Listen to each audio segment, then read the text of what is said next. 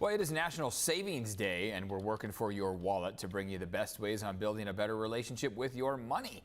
Joining us live, family and money expert Judy Wilkins-Smith with how we can overcome money block by releasing things of the past. It's a very interesting concept. Good morning to you. Good morning. It's lovely to be with you. Let's talk a little bit about our relationship with money and why it's critical to manifesting more of it, right? You have to have a relationship, good or bad.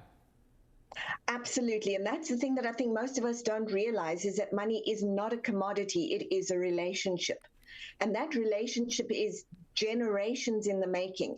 In other words, your mother, your grandmother, your great-grandmother, your great-great-grandmother all told stories about money, all had money experiences, and they passed that down to you. So if they had really bad or tough ones, the chances are you're sitting there going, well, me too.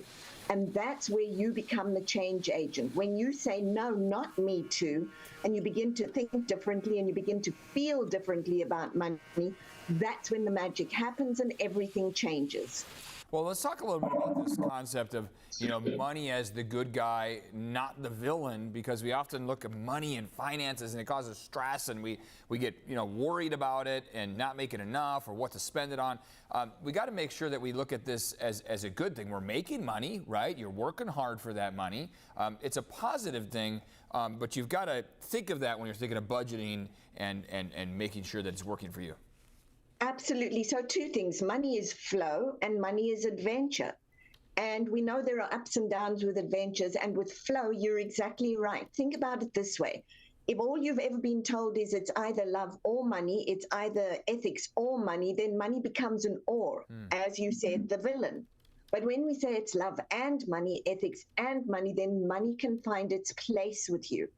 And so one of the quick things that I tell people to do is, if you want to know what your money DNA looks like, write down your thoughts, feelings, and actions about money. And then ask yourself, when did that begin for me? What was happening in my life at the time? Is it just my pattern, or is there a similar pattern in the family? And how do I want it to look?